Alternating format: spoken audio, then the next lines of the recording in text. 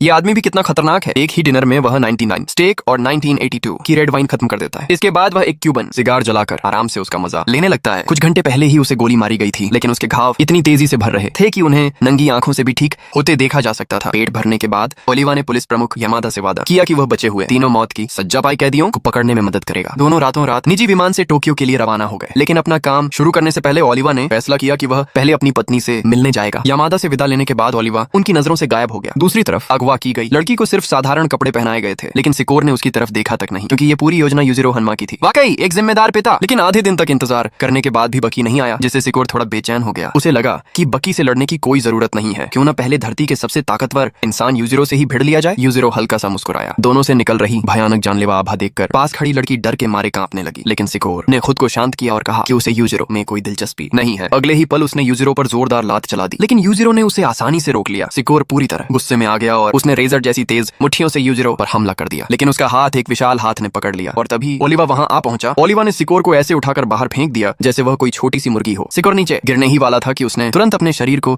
संभाल लिया। पहली मुलाकात में ही ओलिवा की भयानक ताकत देखकर सिकोर हैरान रह गया, लेकिन इसके बजाय वह और भी ज्यादा उत्साहित हो गया, क्योंकि एक साथ धरती के दो सबसे ताकतवर आदमियों को चुनौती देने का मौका रोज रोज नहीं मिलता। तभी कमरे का दरवाजा जोरदार लात से खुला। अपनी गर्लफ्रेंड को इस हालत में देखकर बकी का गुस्सा 7वें आसमान पर पहुंच गया। बकी ने सिकोर पर पूरी ताकत से मुक्का मारा। उसे एक मुक्के से उसके पीछे का बुलेट प्रूफ शीशा तक टूट गया। गुस्से में बकी बेहद खतरनाक हो चुका था और सिकोर उसके सामने टिक ही नहीं पा रहा था। बकी ने जोरदार लात मारकर सिकोर को खिड़की से बाहर फेंक दिया। इतनी ऊंचाई से गिरने के बाद तो उसका मांस का लोथड़ा बन जाना चाहिए था। बकी को इतनी तेजी से ताकतवर होते देखकर ओलिवा भी हैरान रह गया, लेकिन बकी को ओलिवा की तारीफ बिल्कुल पसंद नहीं आई। उसने अचानक ओलिवा के पेट पर जोरदार मुक्का मारा। ओलिवा के दोनों पैर जमीन से ऊपर उठ गए, लेकिन बकी ने हमला रोकने के बजाय उसके जबड़े पर भी एक जबरदस्त मुक्का जड़ दिया। फिर भी बकी को हैरानी हुई कि इतना शक्तिशाली हमला भी ओलिवा पर कोई खास असर नहीं डाल पाया। बकी अभी कुछ समझ पाता उससे पहले ही 8वीं मंजिल से गिरा सिकोर उसके पीछे आ खड़ा हुआ। बकी ने तुरंत पलटकर हमला किया और उससे दूरी बना ली। बकी समझ ही नहीं पा रहा था कि सिकोर इतनी ऊंचाई से वापस ऊपर आया कैसे। सिकोर बस हल्का सा मुस्कुराया। जिस आदमी के लिए मिसाइल लॉन्चर की अंदरूनी चिकनी दीवारों पर नंगे हाथों चढ़ना भी आसान हो, उसके लिए होटल की बाहरी दीवार तो मानो सीढ़ियां थीं। अपनी उंगलियों से दीवार को पकड़ते हुए सिकोर फिर से बकी पर टूट पड़ा। जब उसके लगातार हमले बकी रोकने लगा तो सिकोर ने चालाकी से एक कांच का टुकड़ा फेंककर बकी की नजरों को भ्रमित कर दिया। इसी मौके का फायदा उठाकर उसने बकी की हथेली में एक नुकीली चीज घुसा दी। फिर दोनों पैरों से जोरदार धक्का देकर बकी के चेहरे पर लात मारी और उसे कई मीटर दूर उड़ा दिया। बकी उठकर पलटवार करने ही वाला था कि तभी पुलिस प्रमुख यामादा पुलिस वालों के साथ वहां पहुंच गया। पुलिस को बड़ी संख्या में आते देखकर सिकोर ने बिना देर किए खिड़की से छलांग लगा दी। लेकिन सवाल ये है, क्या बकी सच में सिकोर को इतनी आसानी से जाने देगा।